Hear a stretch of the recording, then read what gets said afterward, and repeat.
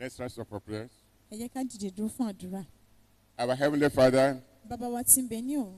the Father of our Lord and Savior Jesus Christ, Bàbá Olúwa àti olùgbàlà wa Jésù Kristi. the Alpha and the Omega, Alpha àti Omega.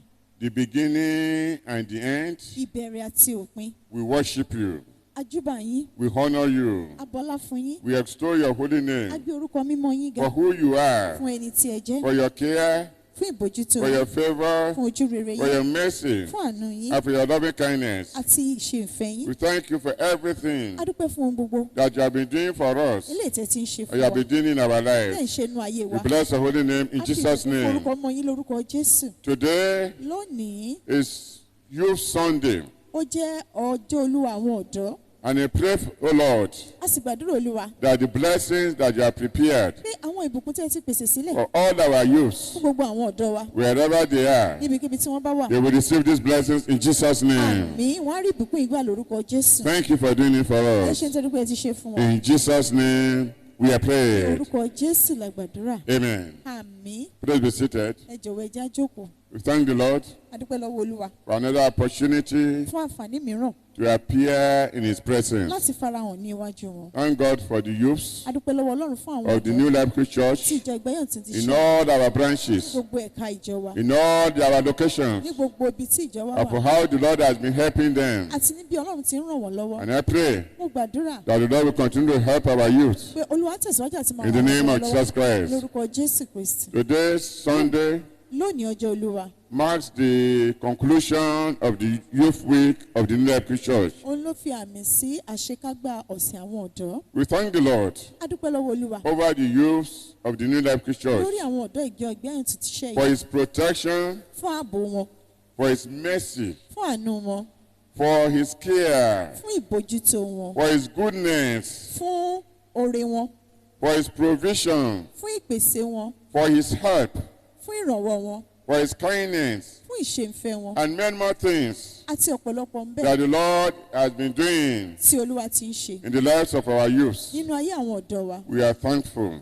A dúpẹ́ Within the past 1 year, láàrin ọdún kan sẹ́yìn many of our youths were sick, ọ̀pọ̀ àwọn ọ̀dọ́ wa ni wọ́n ṣàìsàn some nearing death.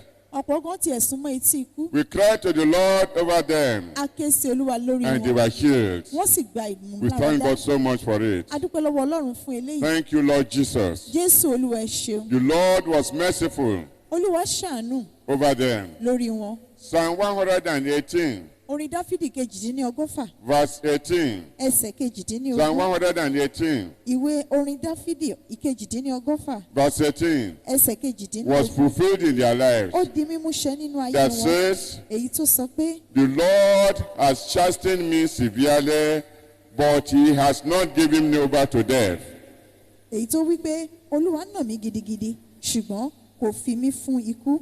We thank God. A dúpẹ́. So sing with me. Ẹ kọ pẹ̀lú mi. What can I say Kí ni wọ́n unto the Lord? All I have to say. Stand up to sing it. Thank you, Lord. What can I say unto the Lord? All I have to say. Thank you, Lord. Thank you, Lord. Thank you, Lord. All I have to say, thank you, Lord. Thank you, Lord. Thank you, Lord. All I have to say, thank you, Lord. Thank you, Lord. Thank you, Lord. All I have to say, thank you, Lord. Amen. Please be seated. ẹ jọ̀wọ́ ẹ já jókòó. Our youths, Àwọn ọ̀dọ́ wa who for some years tí wọ́n jẹ́ pé bí ọdún díẹ̀ have sẹ́yìn been looking for admission to institutions of higher learning tí wọ́n ti ń wọ̀nà láti wọ iléèwé gíga without success láì ní àṣeyọrí have now been admitted. wọ́n wá ti di ẹni tí a ti gbà sí We are iléèwé grateful to the a Lord. dúpẹ́ lọ́wọ́ olúwa The Lord has done so many things in their lives. olúwa ti ṣe ọ̀pọ̀lọpọ̀ nínú ayé wọn They have, those of them who are married have children. a ní lára àwọn tó ti gbéyàwó tó ti fẹ́ ọkọ tán ti Work is going on well with many of them. bẹ́ẹ̀ ni iṣẹ́ ọ̀pọ̀lọpọ̀ wọn ń lọ déédéé The jobless, the Lord provided job for them. àwọn tí ò ní iṣẹ́ olúwa pèsè iṣẹ́ fún The wọn Lord has given us joy olúwa ti fún wa ní ayọ̀ over them. lórí ayé wọn And for those upon whom we still have problems, àti lórí àwọn tó jẹ́ pé a sì tún ní ìṣòro I trust that the Lord, mo gbàgbọ́ pé olúwa who did the ones we are testifying upon, tí wọ́n ṣe léyìí tí à ń jẹ́rìí sí will surely give his big beauty to us over them. bẹ́ẹ̀ ni wọ́n fún wa ní ìṣẹ́gun dájúdájú lórí àwọn. I appreciate the activities of the youth this week mo mọ rírì àwọn ipa àti àwọn ìṣetí in all our branches and locations, káàkiri gbogbo ibi àti káàkiri gbogbo ẹ̀ka wa especially in the areas of evangelism and prayers. ní pàtàkì jùlọ ní ìhà ti ìjèrè ọkàn àti ti àdúrà. I know you have the potential to do much more for the Lord, mo mọ̀ pé ẹ ní àwọn àmúyẹ láti ṣe ọ̀pọ̀lọpọ̀ fún olúwa but the events in the nation fún ohun tí ìṣẹ̀lẹ̀ lórílẹ̀‐èdè and the world àti àgbáyé have restricted many of the things ó ti kò fún wa láàyè lórí àwọn you ọ̀pọ̀lọpọ̀ have liked to do. èyí tí ẹ fẹ́ láti ṣe. I want to assure you mo fẹ́ fi dá yín lójú pé that the Lord accepts the little you are able to do. àmì pé olúwa ti ṣe ìtẹ́wọ́gbà èyí kékeré ní tí ẹ ṣe. Please keep the flag flying. ẹ jẹ́ kí àsíá yín kó sì tún máa fò sí. In spite of all negative things lékè gbogbo ohun tí ó lòdì that are happening in the world èyí tó ń ṣẹlẹ̀ ní gbogbo àgbáyé and in Nigeria, ní orílẹ̀-èdè nàìjíríà pẹ̀lú. the future is bright ọjọ́ ọ̀la dára for those who belong to the Lord Jesus Christ. fún àwọn tí wọ́n jẹ́ ti olúwa wa jésù kristu. I encourage you mo tún wá rọ̀ yín to stay with the Lord. kẹ́ ẹ dúró ti olúwa. As I always bí say, mo ti máa ń sábà sọ. the Lord Jesus has never failed anyone who trusted him in the past, olúwa wa jésù kristu wọn ò jákulẹ̀ rí ẹni tó ti gbẹ́kẹ̀lé wọn rí and he will not start with you. bẹ́ẹ̀ ni wọn ò ní bẹ̀rẹ̀ pẹ̀lú yín. On behalf of myself, ní orúkọ ara mi Mommy Gio, mọ́mí jíò the Council of Senior Ministers, àti ẹgbẹ́ àwọn olùṣọ́ àgùntàn àgbà and the Council of Pastors and Evangelists àti ẹgbẹ́ ti àwọn ajínrere àti olùṣọ́ àgùntàn gbogbo of the New Life Church, ti ìjọ ìgbáyọ̀ tuntun ti ṣe I ìyanu. congratulate all the youths of the New Life Church mo kí gbogbo ọ̀dọ́ ìjọ ìgbáyọ̀ tuntun ti ṣe ìyanu kú oríire with their leaders àti àwọn adarí wọn for the successful completion fún àṣeyọrí of this year's àṣeparí Youth Week. ti ọ̀sẹ̀ ọdún yìí ti ọ̀dọ́. God bless you in Jesus' name. olúwa bùkún fún yín lórúkọ jésù. The challenge of today. àwọn ìpèníjà ti òní This concerns students in any institution within the country. eléyìí kan gbogbo àwọn akẹ́kọ̀ọ́ tí ó wà ní àwọn ilé ẹ̀kọ́ gíga ní orílẹ̀-èdè yìí. We all know the danger students are facing in our nation, a mọ ewu tí àwọn akẹ́kọ̀ọ́ ń dojúkọ ní orílẹ̀-èdè wa especially that of kidnapping. ní pàtàkì jùlọ ti ìṣe ti ajínigbé. I pray mo gbàdúrà that the Lord pé olúwa will continue to protect all of us, á máa tẹ̀síwájú àti máa pa gbogbo wa mọ́ and according to his promises àti gẹ́gẹ́ bí ìlérí wọn in the scriptures, nínú ìwé mímọ́. the sun shall not smite us by day, oòrùn kì yóò pa wá ní ìgbà ọ̀sán nor the moon by night. tàbí òṣùpá ní ìgbà òru. So this is a promise of the Lord èyí ni ìlérí olúwa of 24 hours protection, fún ààbò wákàtí mẹ́rìnléníogún of 24 hours preservation, fún ìpamọ́ wákàtí of mẹ́rìnléníogún 24 hours safety. fún wíwà láìléwu wákàtí In mẹ́rìnléníogún the 7 days that are in the week, ní ọjọ́ méje tí ń bẹ nínú ọ̀sẹ̀ 52 or 53 weeks in the year, ọ̀sẹ̀ méjìléníàádọ́ta tí ń bẹ nínú ọdún and year in, year out, ọdúnmọ́dún in the name of the Lord Jesus ní orúkọ Christ. jésù kristi. Amen. àmín. I want to talk about spiritual kidnappers. mo wá fẹ́ sọ̀rọ̀ lórí ajínigbé nípa ti ẹ̀mí. Who are these? àwọn wo ni? These are powers àwọn wọ̀nyí ni agbára that make young people tó máa ń jẹ́ kí àwọn ọ̀dọ́ to become vagabonds. tó kọ́ di alárìnkiri tàbí ìsáǹsà. These powers deafen the ears of the young ones àwọn agbára wọ̀nyí wọn a máa di etí àwọn ọ̀dọ́. and make them to be adamant á wá jẹ́ kán jẹ́ olórí kunkun alágídí. and make them to misbehave á jẹ́ kán máa ṣìwàwù. and make them to be stubborn á jẹ́ kán jẹ́ alágídí. or sometimes make them stupid. ìgbà mìíràn á jẹ́ kán máa ṣìwàwù bí aṣiwèrè. They make them to be incontinent. wọ́n á jẹ́ kán wà bí ẹni tí That is somebody that lacks self-restraint. ẹni tó jẹ́ pé wọ́n á máa ṣe ju ara rẹ̀ lọ.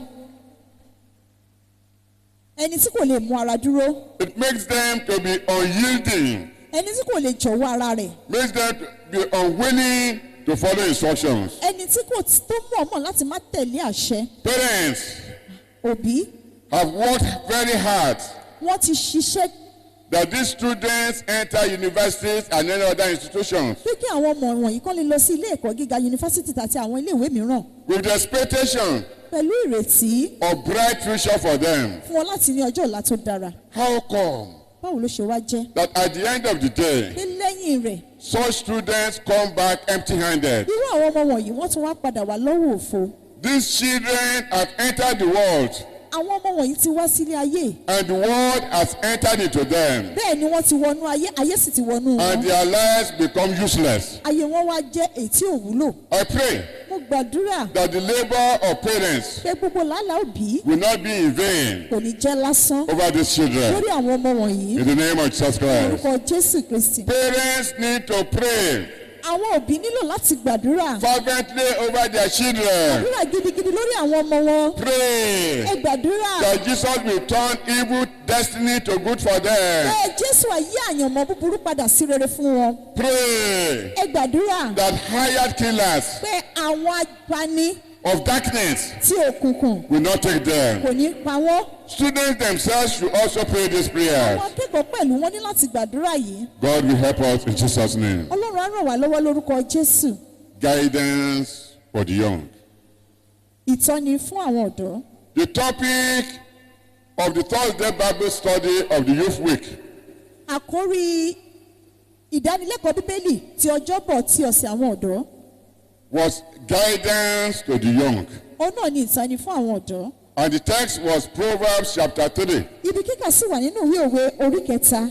This is a special Bible study for the youth. àkànṣe ìdánilẹ́kọ̀ọ́ bíbélì fún àwọn ọ̀dọ́ Please lélẹ́yìí. hear it again ẹ tuntun gbọ́. and again and again kẹ́ ẹ gbọ́ sí kẹ́ ẹ gbọ́ and sí. apply the lessons kí ẹ sì wá mú ọ̀rọ̀ náà in your lives. kẹ́ ẹ mú lò nínú ayé yín. If you diligently apply these lessons, tí ẹ bá ṣàpọ̀ láti mú ọ̀rọ̀ yìí lò. and I encourage you to do, mo sì rọ̀ yín láti ṣe. you will be doing things that will please the Lord always, ẹ ó máa ṣe ohun tí yóò máa wo Olúwa ní gbogbo ìgbà. and you will surely succeed in life. dájúdájú ó sì ṣe àṣeyọrí nínú ayé.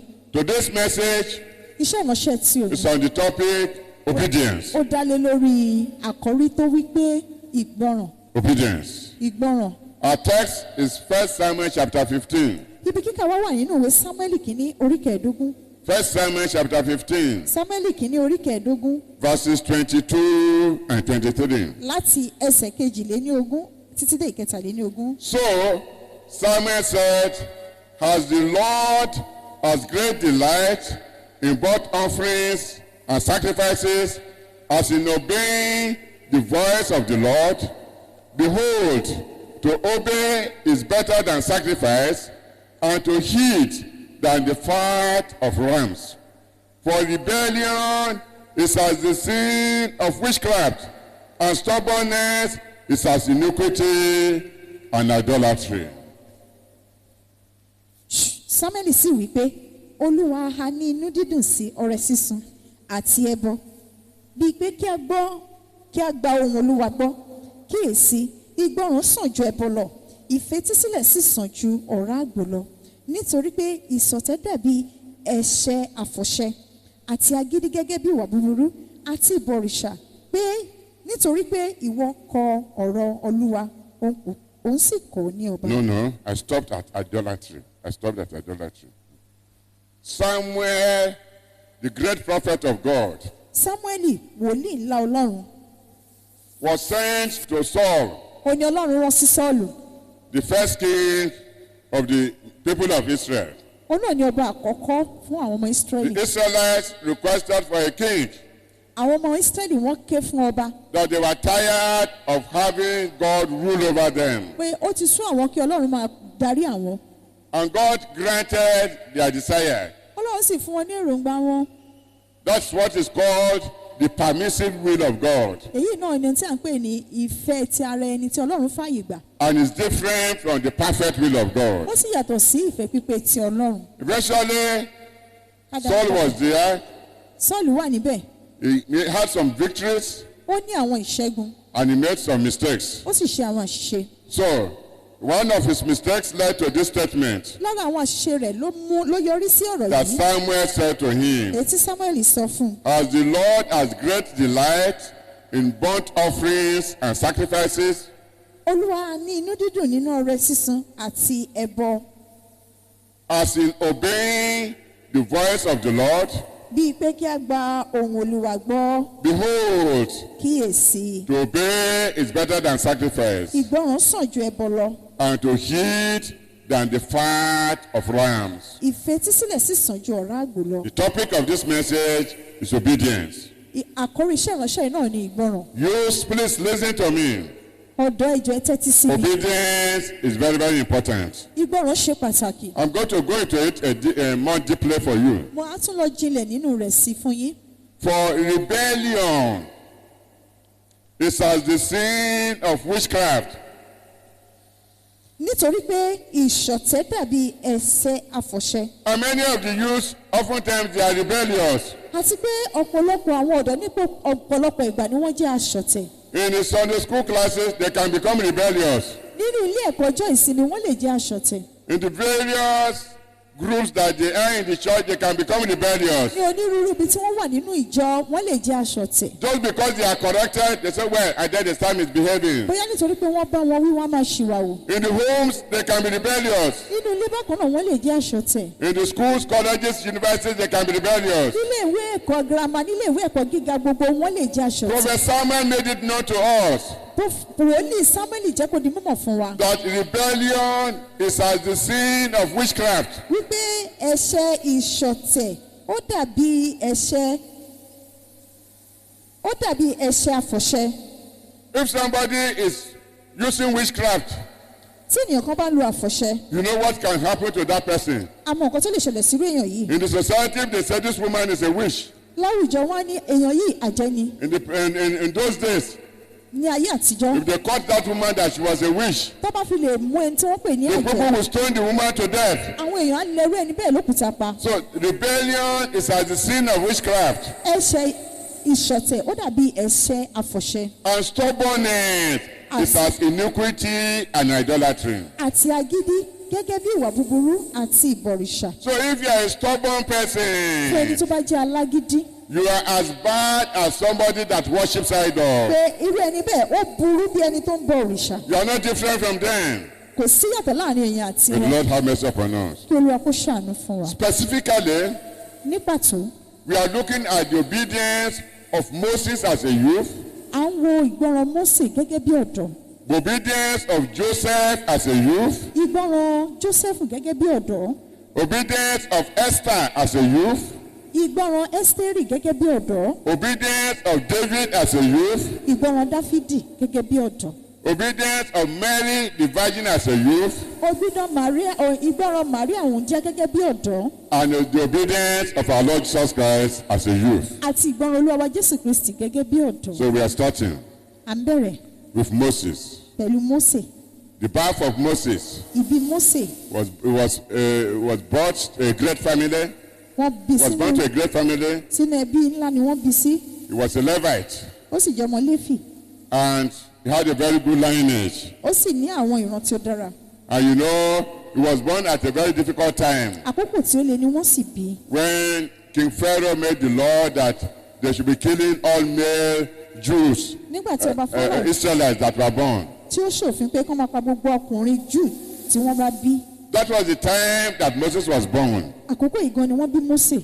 And then the mother kept him for 3 months, ìyá rẹ̀ sì pamọ́ fún oṣù mẹ́ta. protecting him so that people will not know. ó dáàbò bò kí àwọn èèyàn má bàa mọ̀. But she realized that she could no longer keep him. ṣùgbọ́n wá rí i pé òun ò lè pamọ́ mọ́. And so she put his faith in the hand of the Almighty ó God. wá fi ìgbàgbọ́ rẹ̀ sí ọwọ́ Ọlọ́run Olódùmarè. And then sent his sister ó rán arábìnrin rẹ̀ that carried him to the river, by the side of the river, èyí tó gbé lọ sí ẹ̀gbẹ́ odò. where she knew that the daughter of King Pharaoh used to come there bí to tó sì mọ̀ bath. wípé ọmọbabìnrin Fáráò máa ń wá láti wá wẹ̀. So they made a small chest for him, wọ́n wá ṣe àpẹẹrẹ kékeré kan fún un. and so he was inside it. ó wà nínú rẹ̀. Miriam put him by the water, Màríà sì Máríàmù gbé sí ibi and then ẹ̀gbẹ́. went to hide herself. ó wá lọ fi ara rẹ̀ pamọ́. Pharaoh's daughter came, ọmọbabìnrin Fáráò and she was ó hearing the cry of the sì boy. ń gbọ́ igbe ọmọkùnrin yìí. And she sent one of her servants to go and bring him. ó rán kan nínú àwọn ìránṣẹ́ rẹ̀ láti lọ That gbé this wá. must be one of the children of the Israelites, wípé eléyìí gbọ́dọ̀ jẹ́ ọ̀kan lára àwọn ọmọ Ísírẹ́lì. one of the Hebrew children. lára ọ̀kan lára àwọn ọmọ Hébérù. So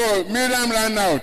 ọba sáré. Would you like to have somebody who can help you take care of him? Máríàmù bá jáde pé ṣé o fẹ́ kéèyàn Oh, yes, I will. bẹ́ẹ̀ ni mo So fẹ́. she went to call the mother. ó bá lọ pe ìyá rẹ̀ wá. And so officially, the mother was taking care of him wípé torí pé láti ọ̀dọ̀ ọmọbabìnrin wá ìyá rẹ̀ ń tọ́. and was protected at that time. bẹ́ẹ̀ ni adábòbò ní àkókò yìí. And when he grew to the age nígbà tó wá ti dàgbà that he had to leave the mother, tó ní láti fi ìyá rẹ̀ he sílẹ̀ went to the palace. láti lọ sí He ààfin. was trained in the laws and the science of the Egyptians. wọ́n kọ́ ní ọ̀nà ti ìmọ̀ ìjìnlẹ̀ ti Íjíbítì. And he was very well educated. ó sì jẹ́ ẹni tí ó kẹ́kọ̀ọ́. But there came a time àkókò kan dé that he had to make a choice. tó ní láti yàn. Let's see it. ẹ jẹ́ ká wò ó In Hebrews chapter 11, nínú ìwé Hébérù orí kọkànlá from verse 24 to verse 26. láti ẹsẹ̀ kẹrìnléníogún títí dé ìkẹrìndínlọ́gbọ̀n. By faith, Moses, when he became of age, refused to be called the son of Pharaoh's daughter, choosing rather to suffer affliction with the people of God than to enjoy the passing pleasures of sin, esteeming the reproach of Christ greater riches than the treasures in Egypt, for he looked to the reward. nípa ìgbàgbọ́ ni Mósè nígbà tí ó dàgbà ó kọ̀ kí a máa pe òun ní ọmọ ọbabìnrin Fáráò. ó kúkú yàn àti máa bá àwọn ènìyàn Ọlọ́run jìyà ju àti jẹ fàájì ẹ̀ṣẹ̀ fún ìgbà díẹ̀. Without doubt, láì ṣiyèméjì his mother trained him ìyá rẹ̀ kọ́ in the way of the Lord, ní ọ̀nà Olúwa in the Lord of God. nínú òfin His Olúwa. mother must have told him a lot of stories. ìyá rẹ̀ á ti sọ ọ̀pọ̀lọpọ̀ ìtàn fún Who they were, irú ẹni tí wọ́n ń ṣe what God expected of them, ohun tí Ọlọ́run retí lọ́dọ̀ the wọn type of life that they should be living. irú ìgbé ayé tó ní láti gbé. So he had all this knowledge from the mother. ó ní gbogbo ìmọ̀ yìí láti ọ̀dọ̀ And when he rẹ̀. got to the palace, ìgbà tó dé ààfin he was exposed to everything about the palace, ohun gbogbo tí ààfin ni wọ́n fi hàn án including the science of the Egyptians. pẹ̀lú ìmọ̀ ìjìnlẹ̀ ti àwọn Íjíbítì. And he had to make a choice. ó wá ní láti yàn So because he obeyed, nítorí pé ó gbọ́ràn. don't forget we are talking about obedience. ká má bàa ìpà ń sọ nípa ìgbọràn As a youth, gẹ́gẹ́ bí ọ̀dọ́. Moses made up his mind. Mósè pinnu nínú ọkàn rẹ̀ He had a choice.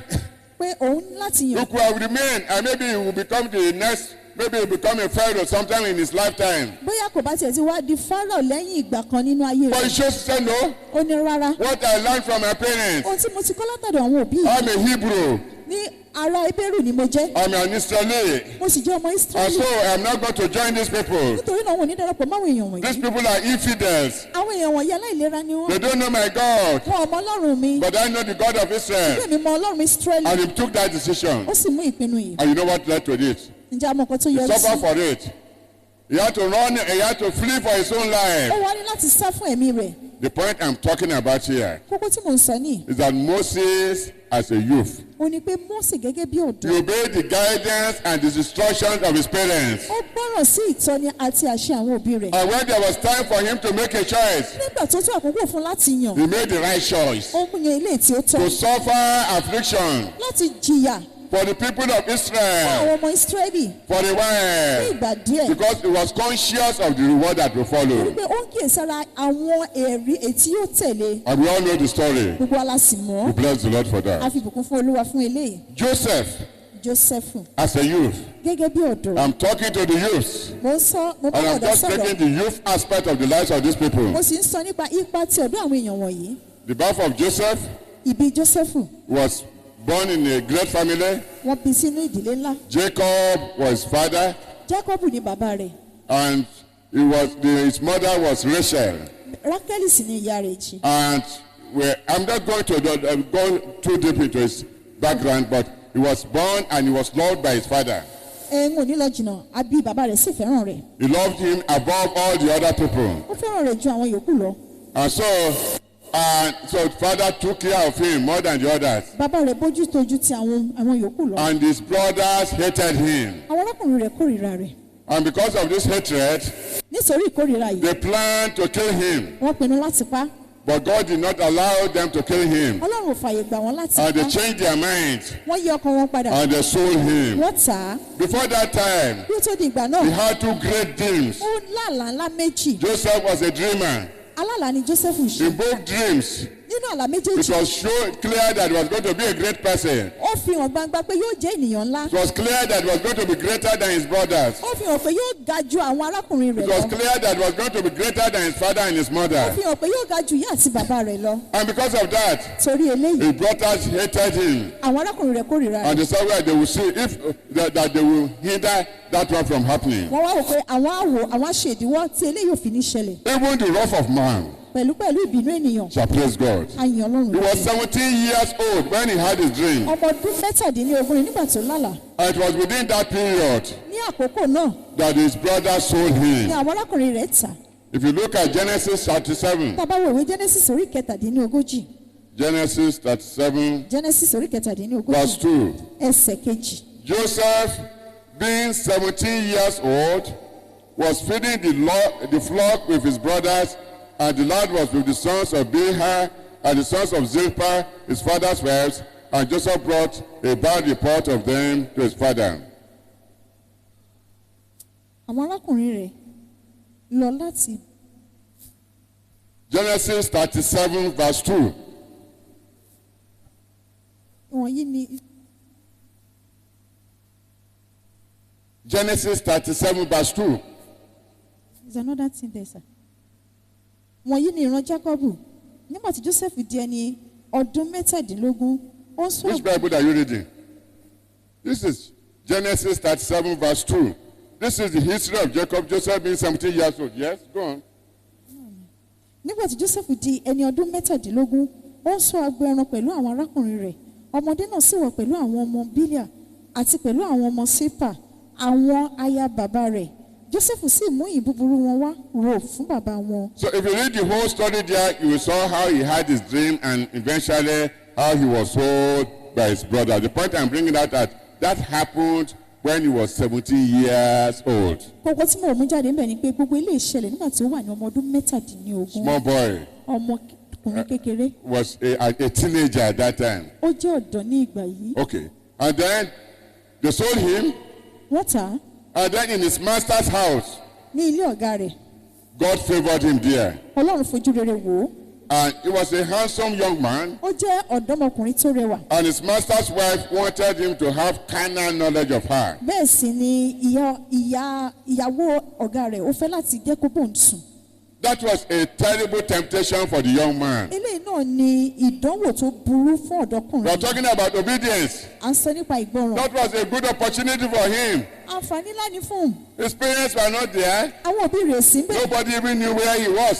Ẹnìkan kò tiẹ̀ mọ ibi tó wà. But he was obedient. Ṣùgbọ́n ó jẹ́ ẹni tó He gbọ́ràn. remembered Ó rántí the training that his parents, his father and his mother had given him. àwọn ẹ̀kọ́ tí ìyá rẹ̀ àti bàbá rẹ̀ ti fi fún un. Especially the training the father had given him. Ní pàtàkì jùlọ èyí tí bàbá rẹ̀ ti kọ́. Because he was still very young when his mother died. Torí pé ó kéré jọjọ nígbà tí ìyá rẹ̀ kú. But he was trained in the way of God. Ṣùgbọ́n wọ́n kọ́ wọn ní ọ̀nà ti Ọlọ́run. And so he refused. Ó kọ̀.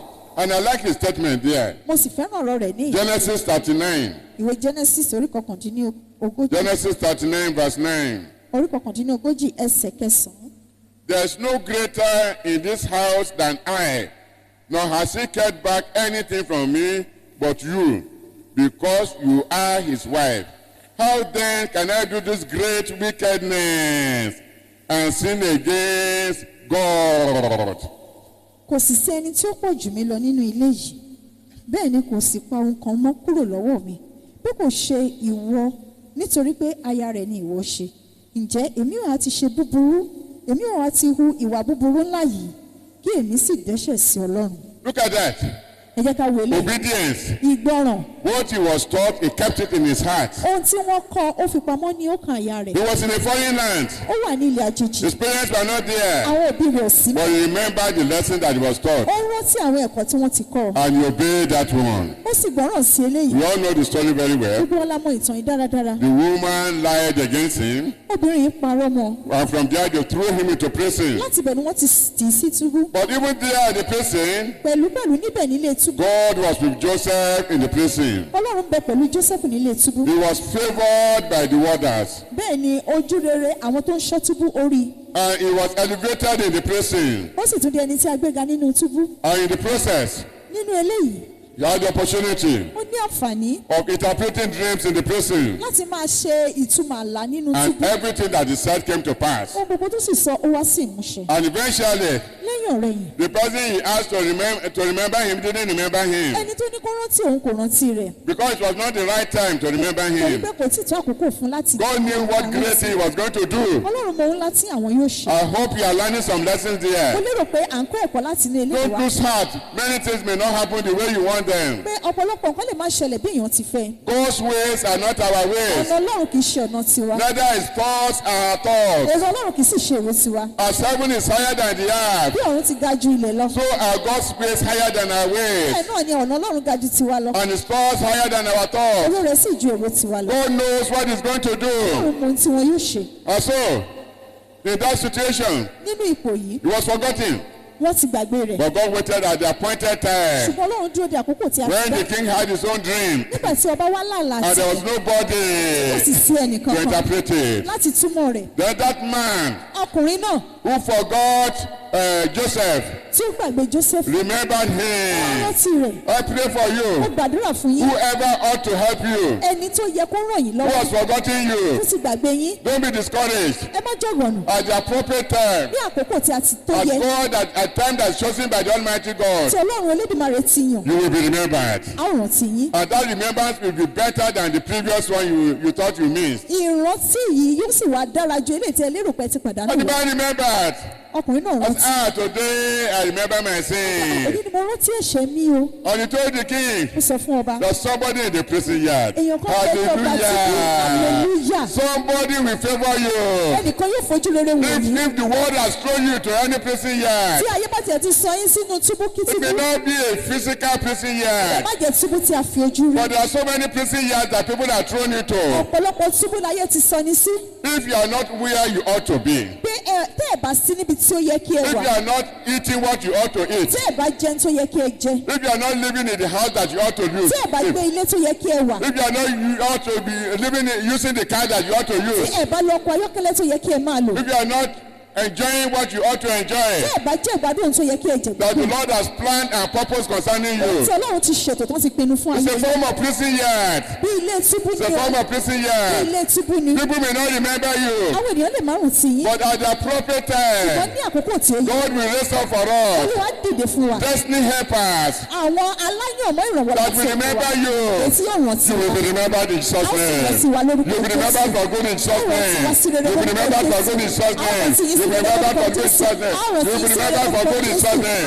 Wherever you are, that you are hearing me, you will be remembered for good in Jesus' name. God will remember you. Olúwa rántí yín. Your labor of love will never be in gbogbo vain. iṣẹ́ ìfẹ́ yín kò ní jẹ́ God is lásán. a faithful God. Ọlọ́run jẹ́ olótìtọ́. So they sent for him wọ́n bá ránṣẹ́ sí i in the prison yard. nínú ọgbà túbú. And then Joseph will remember.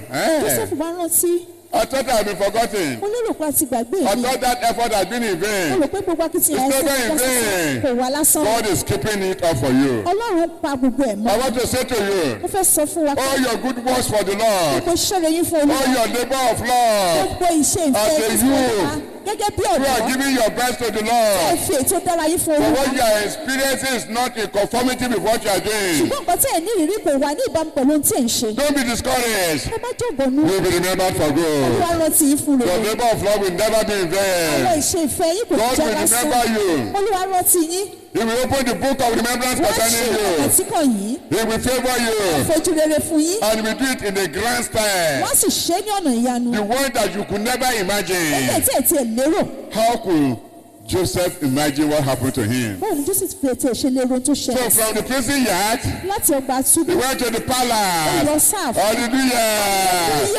I prophesy to the life of somebody. àsìkò ayé èèyàn You are being lifted up gbé yín ga. from the prison yard. You are going to the palace. In the name of Jesus Christ. In the name of Jesus Christ.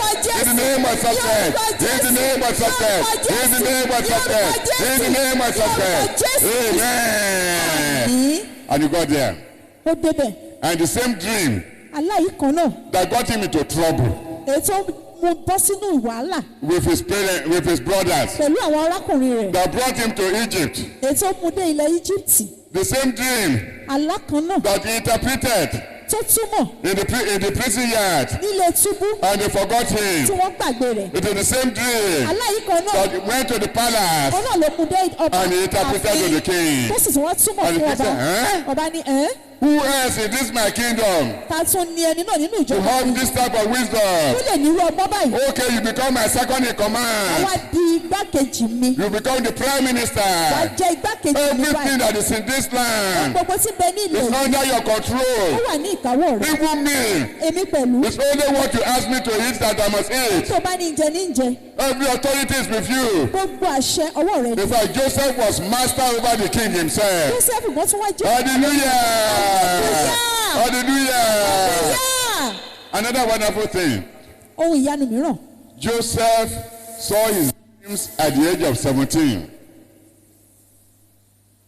Joseph saw his dreams at the age of 17. ní ọdún mẹ́tàdínlógún ní ọmọ orí ọdún mẹ́tàdínlógún ni Joseph And ti at wà. the age of 30, nígbà tó wá gbé ọgbọ̀n ọdún 13 years after, lẹ́yìn ọdún mẹ́tàlá everything still within the youthful age. gbogbo ẹ̀ sì wà ní ọjọ́ orí ọ̀dọ́ rẹ̀. 17 years, he saw the dream nígbà tó pé ọmọ ọdún mẹ́tàdínlógún lórí àlá yìí that got him into trouble. tó yọ sí ìyọnu. At the age of 30, nígbà tó wá gbé ọmọ ọgbọ̀n ọdún what he saw in his dream ohun tó rí nínú àlá rẹ̀ became a reality. ó wá wá sí ìmúṣẹ. He became prime minister in the land of ó Egypt. wá di igbákejì ní ilẹ̀ Egypt. And he was there. ó wà níbẹ̀ And he died at the age of 110. ó sì kú ní ọmọ ọdún àádọ́fà ọdún.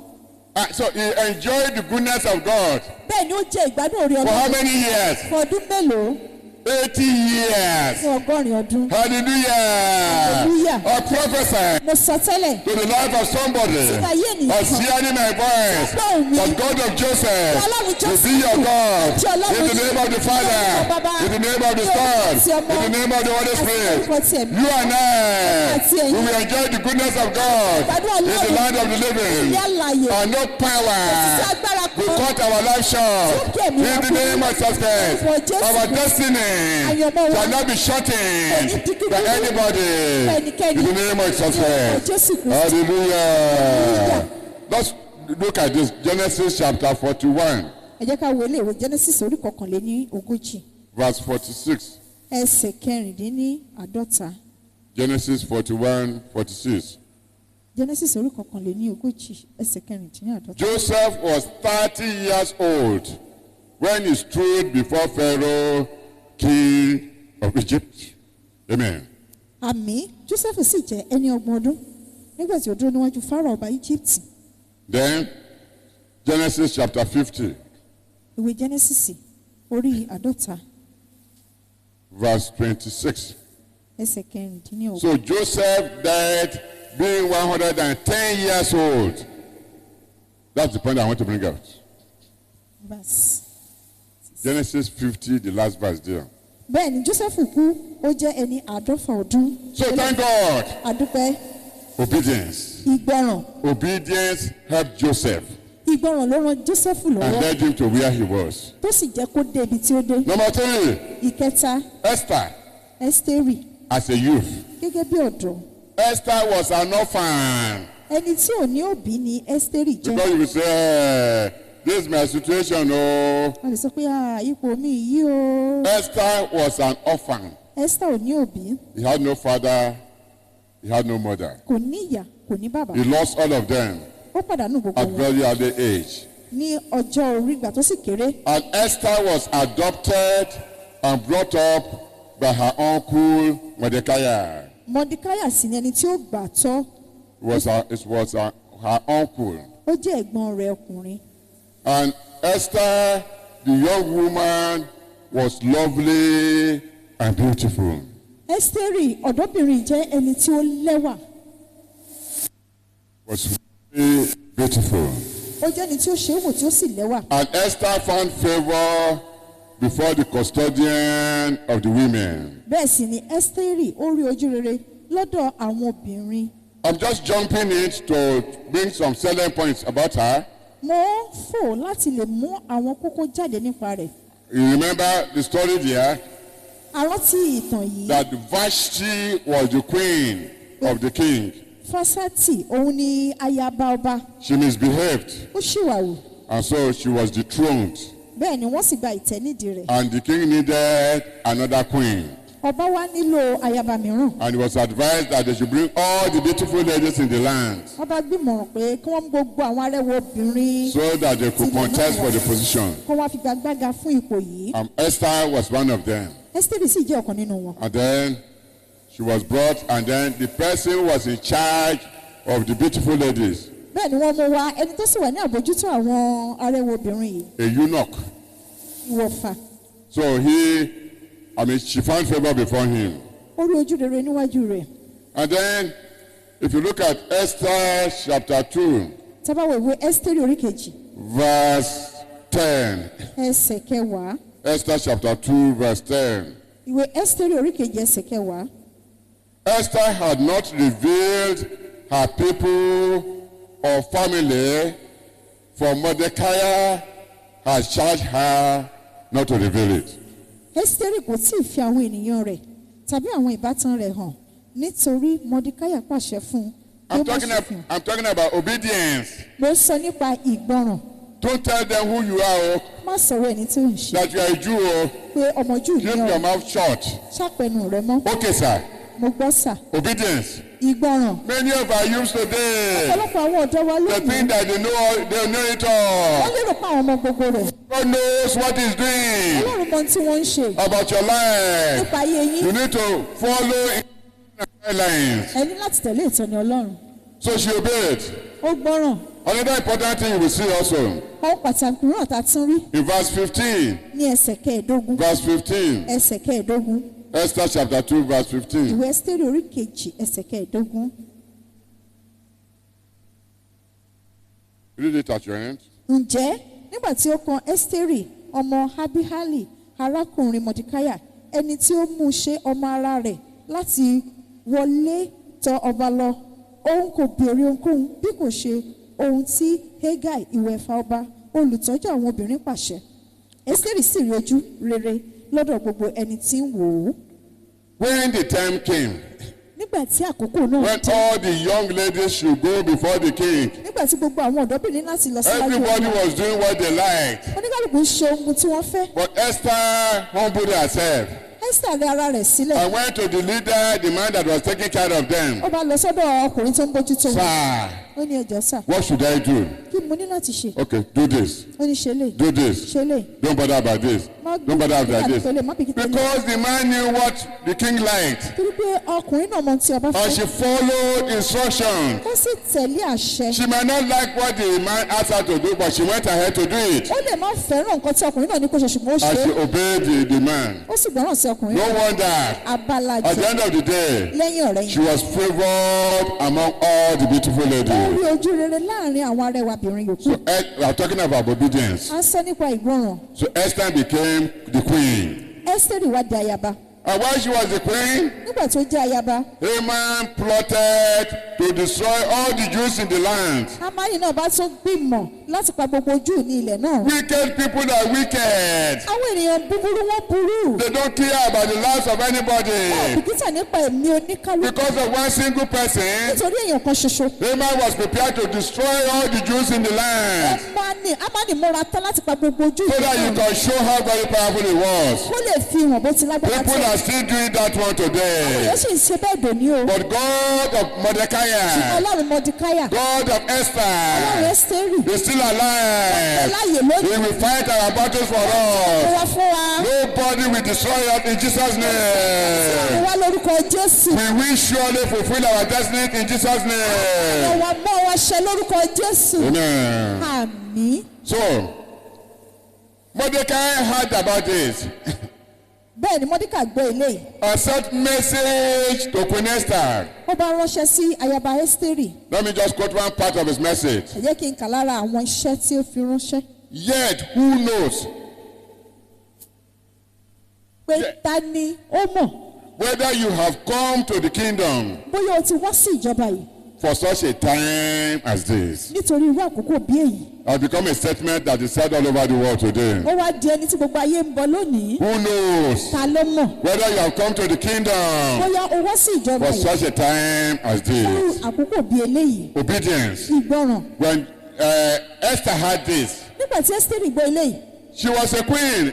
ayaba ní o. The queen said, what is this old man saying? Ó lè sọ pé kí ni bàbá arúgbó yìí sọ. Does he still feel that I'm still under him? Ṣé ó lérò pé mo ṣì wà lábẹ́ I'm the rẹ̀ ni? queen. Ọmọ ayaba You ọmọ cannot bẹ́ẹ̀ talk like that to kò me. lè bá mi sọrú She ẹ̀. did not do that one. Kò ṣe eléyìí o. Humbled herself. Ó rí ara rẹ̀ And see sílẹ̀. what was her response? Ẹ jẹ́ ká gbọ́ ìdáhùn rẹ̀ In Esther chapter 4, nínú ìwé Ẹ́sítérì orí that kẹrin. fantastic verse, Ẹsẹ̀ yìí láyìí.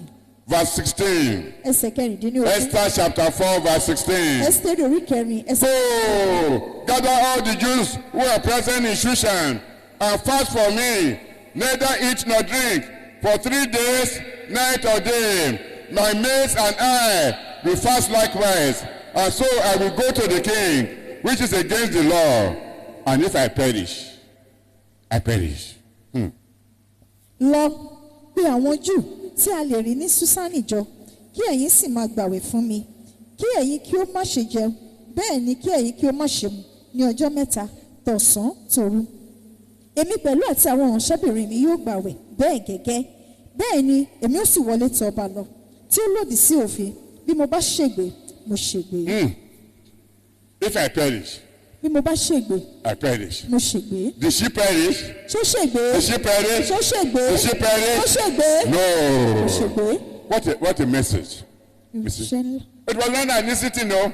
Kì í ṣe nǹkan tó For rọrùn a queen fún ayaba. that's been used to pleasure, Ẹni tó jẹ́ pé ó ti jẹ to mọ́ ìgbádùn enjoyment. pẹ̀lú àwọn ìgbádùn Before she will wake up, torí pé tó bá jí everything was around nǹkan her ti yí ká to make up her mind láti wá pinnu that nínú she ọkàn pé òun and her maid àti àwọn will ìránṣẹ́bìnrin fast, rẹ̀ fasting 3 days, àwọn yóò gbàwẹ̀ fún ọjọ́ mẹ́ta day and night. ọ̀sán tòru.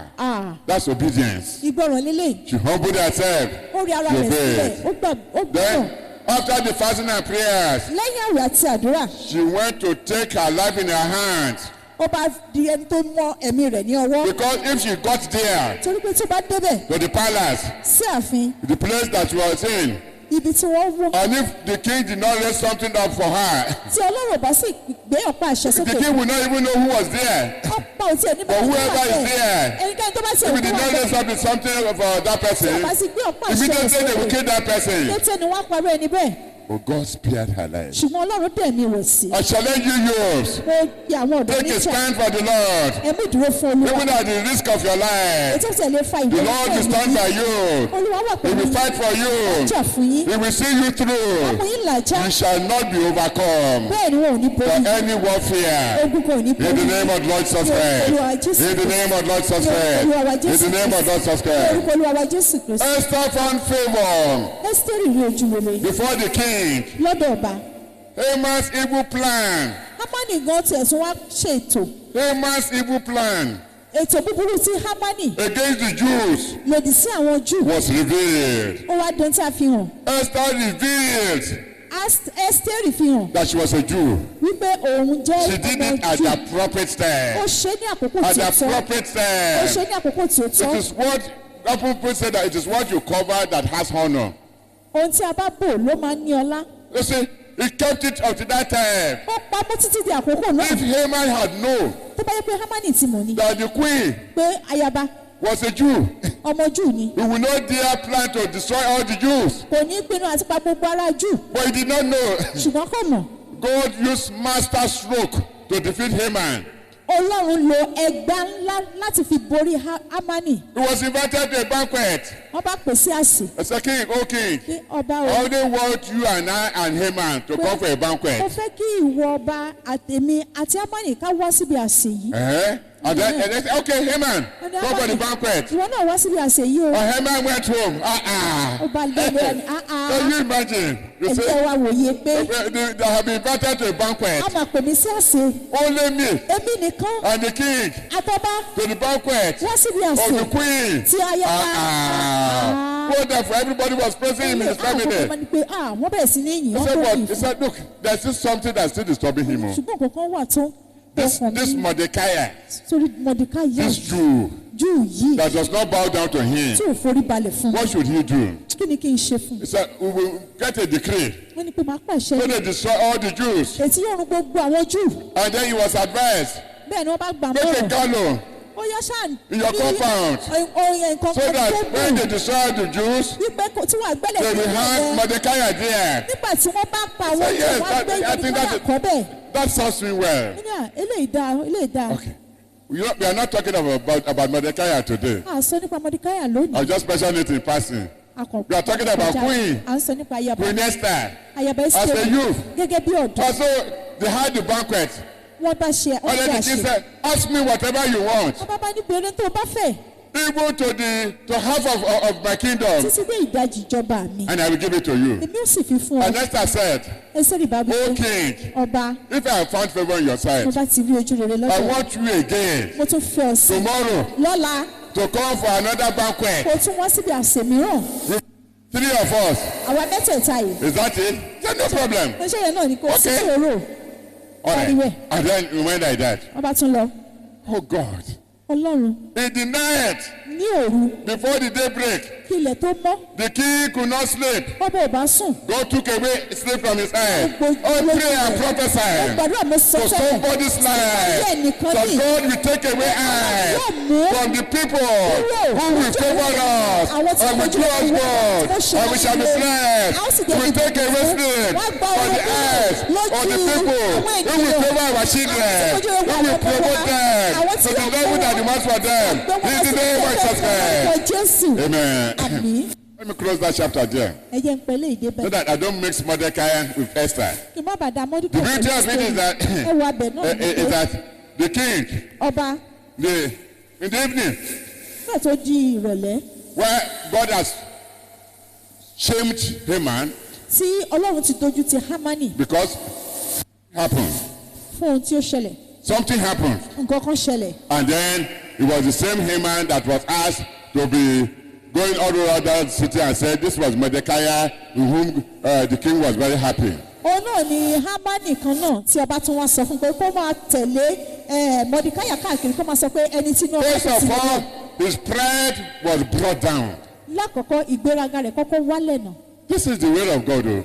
ọ̀nà Ọlọ́run rèé o I spoke here a few weeks ago. Maybe that's I don't remember.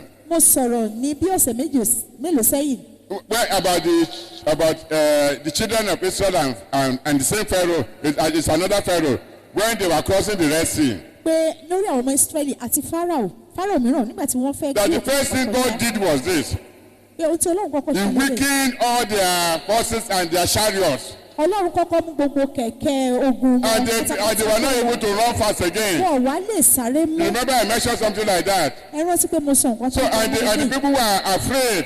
ẹ̀rù sì ń bá àwọn èèyàn At wọ̀nyí that particular time that they were afraid ní àkókò tí wọ́n bẹ̀rù was fún the time then God spoke to Moses. ìgbà igan I lọ́lọ́run said, bá now tó ṣe thrust sọ̀rọ̀ forth pé your sword to the sea ó yá nà ọ̀pá rẹ̀ padà sí orí and let it close back. kí òkun sì The same pàdé thing here. ohun kan náà ní All the pride of Haman had been brought down. gbogbo ìgbéraga Hámánì ló ti rí She lẹ̀ had become downcast.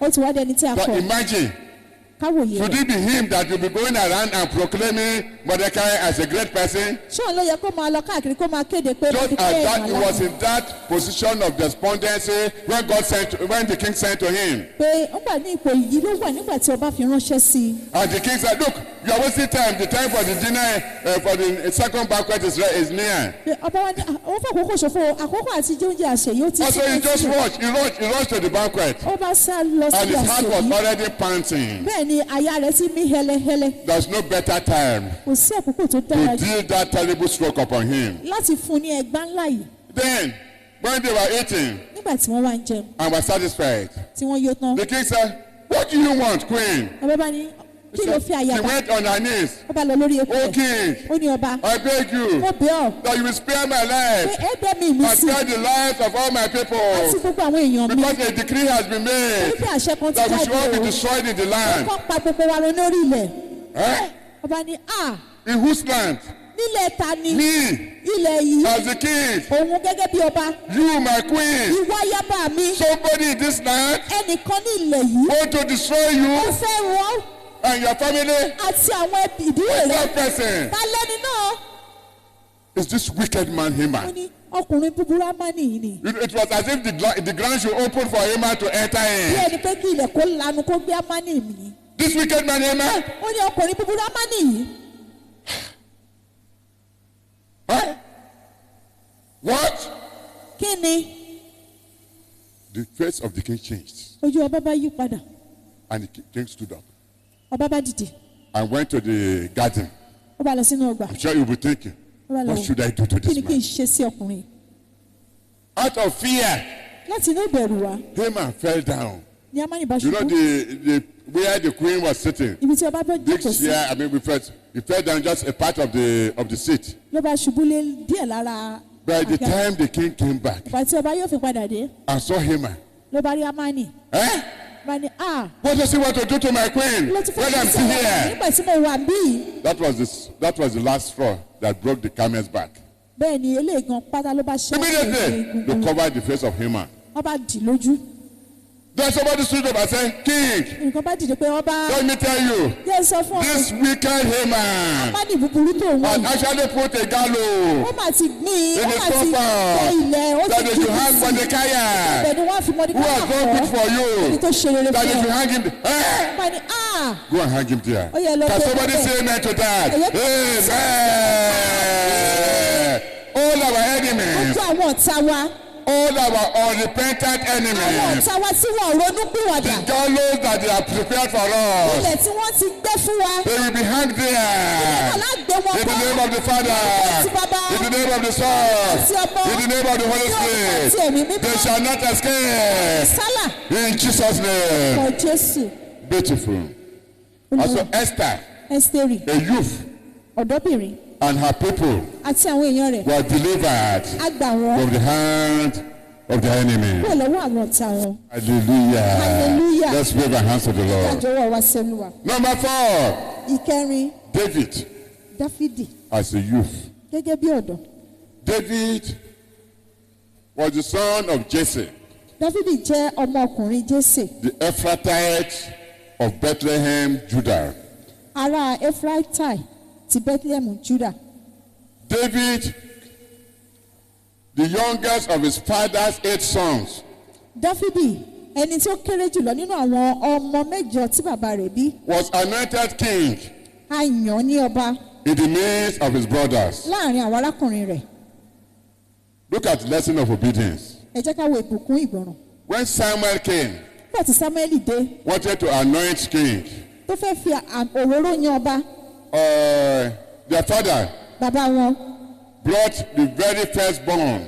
ọmọ àkọ́bí I think that was Eliab. Yes, this should be the. And when Samuel saw him, very handsome, everything about, there was something kingly about him. pé nígbà tí Sámúẹ́lì rí ó lẹ́wà o ó dùn wò.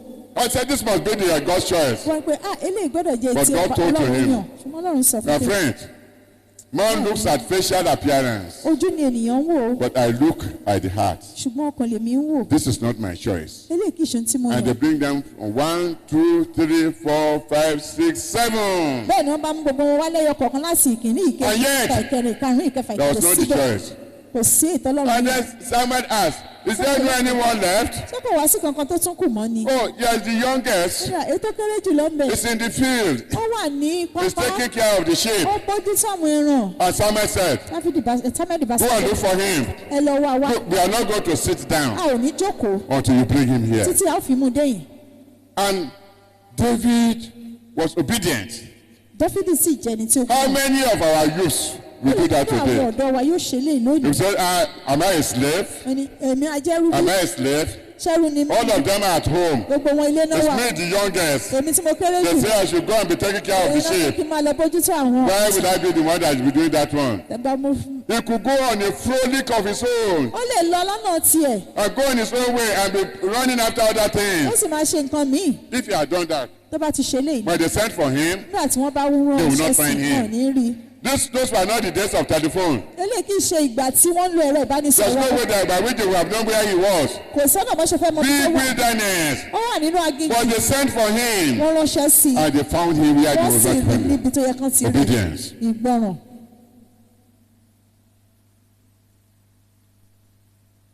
David was a handsome young man. Dáfídì jẹ́ ọ̀dọ́mọkùnrin tó rẹwà. He said he was ruddy with bright eyes and good looking. wípé ó jẹ́ ẹni tó ṣe é wò tó dùn wò tó sì lẹ́wà. There's something I want to bring out about him. ohun kan ni mo fẹ́ mú jáde nípa rẹ̀. In 1 Samuel chapter 17, nínú Sámúẹ́lì kìíní orí kẹtàdínlógún.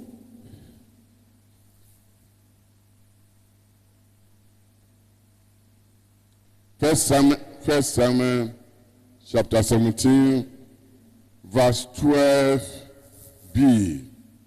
Sámúẹ́lì kìíní orí kẹtàdínlógún apá kejì ẹsẹ̀ kejìlá. And the man was old, advanced in years, in the days of Saul. ó sì jẹ́ arúgbó láàrin ènìyàn ní ọjọ́ Sọ́ọ̀lù. That's talking about Jesse, the Also- father of David. ó ń sọ nípa Jésè bàbá Was Dáfídì. an old man ó jẹ́ arúgbó during the time of Saul. ní ọjọ́ Sọ́ọ̀lù. Now, verse 14. ẹsẹ̀ kẹrìnlá. David was the youngest, and the three oldest followed Saul. Dáfídì sì ní àbíkẹ́yìn.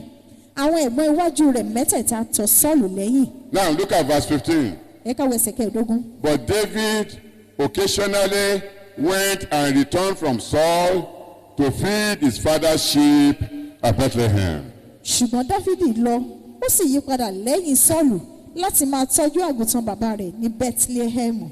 What is the point I'm bringing out there? kí ni kókó tí mo fẹ́ mú jáde? But before that time, kó tó di àkókò náà after David was anointed king in the presence of his brothers, lẹ́yìn tí wọ́n ti yan Dáfídì gẹ́gẹ́ bí ọba níwájú àwọn arákùnrin rẹ̀. we saw that David had the privilege because evil spirits used to come upon Saul. a rí i pé Dáfídì ní àǹfààní nítorí pé ẹ̀mí búburú máa ń bà lé Sọ́ọ̀lù. And David had the privilege of going there to play his musical instruments. Dáfídì sì ní àǹfààní láti lọ bẹ̀ láti lọ tẹ ohun èlò. And then the evil spirit will leave him. bẹ́ẹ̀ ni ẹ̀mí búburú yóò fi ilẹ̀.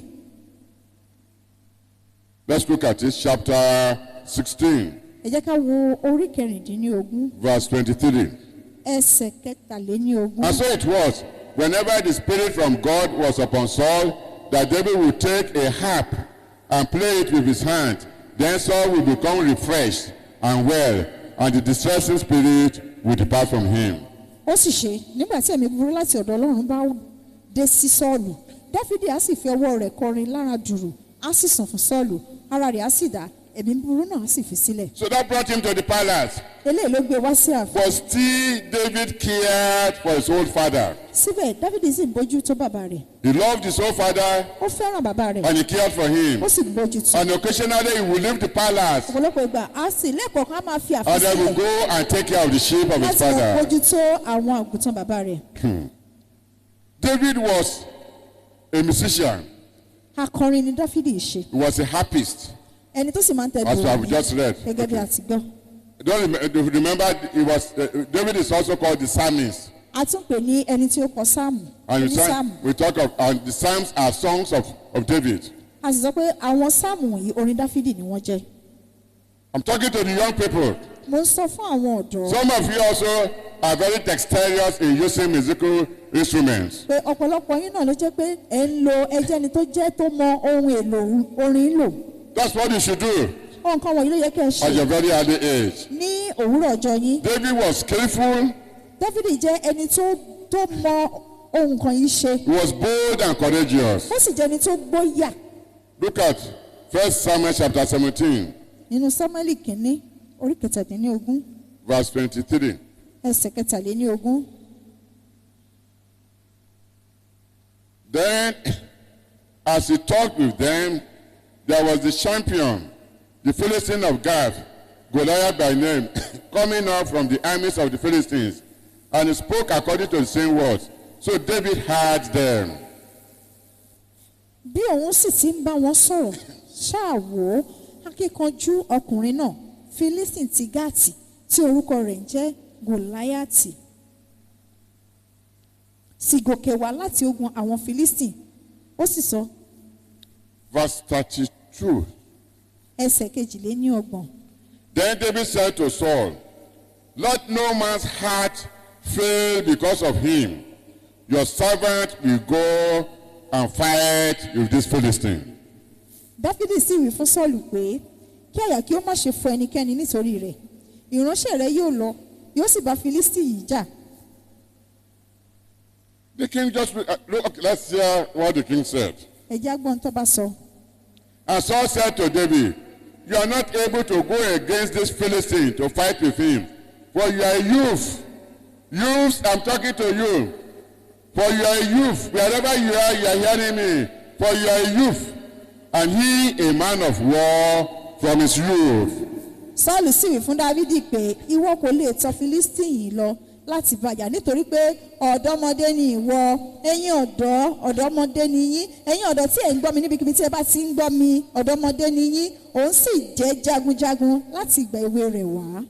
David knew, let's hear the powerful testimony that David gave before the king. ẹ yẹ kí àwọn ẹ̀rí alágbára èyí tí Dáfídì sọ níwájú ẹ̀. How David killed the lion and the bear bí Dáfídì bí ó ti pa kìnìún àti àmọ̀tẹ́kùn kan with his hand. pẹ̀lú ọwọ́ rẹ̀. Beautiful.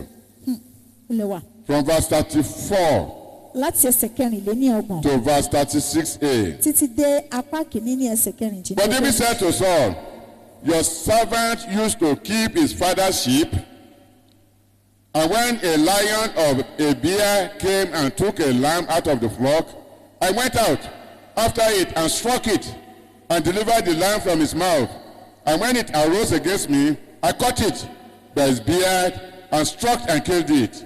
Your servant had killed both lion and bear. And this uncircumcised Philistine will be like one of them. Dáfídì sì wí fún Sọ́ọ̀lù pé nígbà tí ìránṣẹ́ rẹ̀ ń ṣọ́ àgùntàn bàbá rẹ̀ kìnìún kan sì wá àti àmọ̀tẹ́kùn kan ó sì gbé ọ̀dọ́ àgùntàn kan láti inú agbo mo sì jáde tọ̀ mo sì lù ú mo sì gbà á kúrò ní ẹnu rẹ̀ nígbà tí ó sì dìde sí mi mo gbá irùngbọ̀n rẹ̀ mú mo sì lù ú mo sì pa á.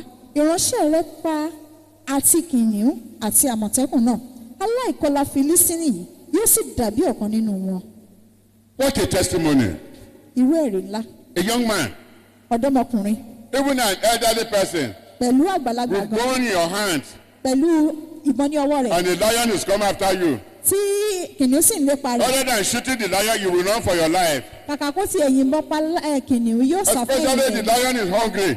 pàtàkì jùlọ kìnìún tẹ́bi ń pa I want to take the sheep away. tó tún wá fẹ́ gbé àgùntàn lọ I said, no, ó ní rárá I'm not going to allow it. wọn ò ní gbà á And he delivered the sheep from it. ó sì gba àgùntàn yìí lọ́wọ́ rẹ̀ And then he fought the lion, killed the bear. ó bá láyọ̀nù ó bá kìnìún ìjà ó pa á ó sì tún pa How àmọ̀tẹ́kùn náà possible? Me, I don't know.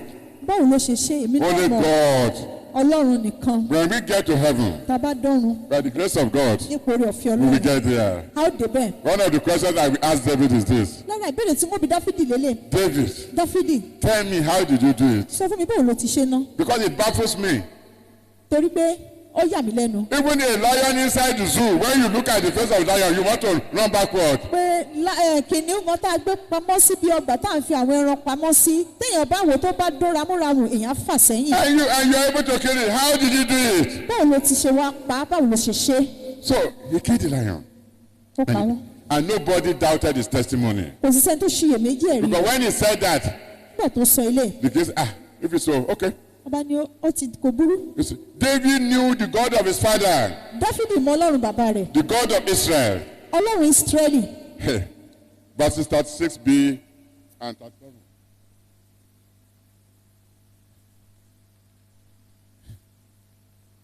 And this uncircumcised Philistine will be like one of them, since he has defied the armies of the living God.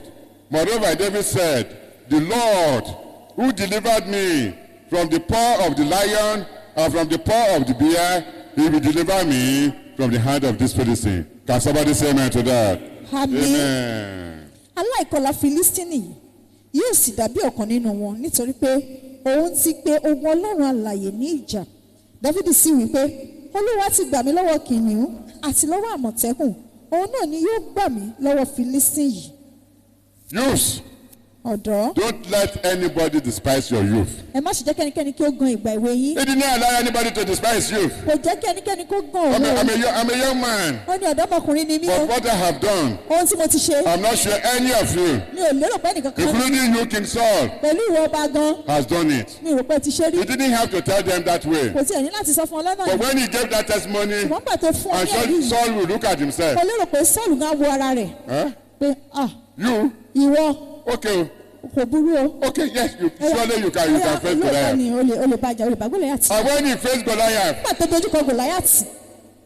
Goliath looked down at him. Gòláyátì wá wò ó. What's in your hand? kí ló wà lọ́wọ́ rẹ̀? Stick in your hand? igi lọ́wọ́ rẹ̀. What's all this nonsense? kí ni gbogbo ìwọ̀sí yìí? And he calls him. bẹ́ẹ̀ ni ó bá fi ré. But let's hear the words of David. ẹ jẹ́ gbọ́rọ̀ Dáfídì. Hey, youths, wherever you are that you are hearing me, ibi tí ẹ bá wà tẹ́ ń gbọ́ mi. most achievements are made in youthful age. àwọn àṣeyọrí tó ga jùlọ láti ìgbà ọ̀dọ́ la ti ń ní. Youthful age, that's when you do all the time. It's the best age in life. àwọn ní ọjọ́ orí tó dára jùlọ nínú ayé.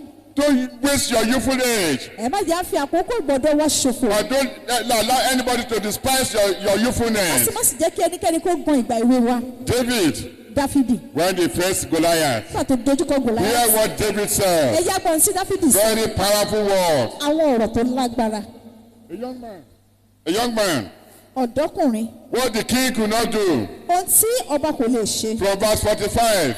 láti ẹsẹ̀ kẹrin To verse- ẹsẹ̀ to verse 7. karùn-ún títí dé ìkẹtàdínláàdọ́ta. Then David said to the Philistine, you come to me with a sword, with a spear, and with a javelin, but I come to you in the name of the Lord of hosts. Somebody say hallelujah to that. hallelujah. The God of the armies of Israel, whom you have defied. This day, not tomorrow, this day, the Lord will deliver you into my hand, and I will strike you and take your head from you. And this day I will give the carcasses of the camp of the Philistines to the birds of the air and the wild beasts of the earth, that all the earth may know that there's a God in Israel. Hallelujah! And there's a hallelujah. God in Israel. Then all this assembly shall know that the Lord does not save with sword and spear, for the battle is the Lord's, and he will give you into our hands. Hallelujah. hallelujah. What a powerful statement. ọ̀rọ̀ ńlá.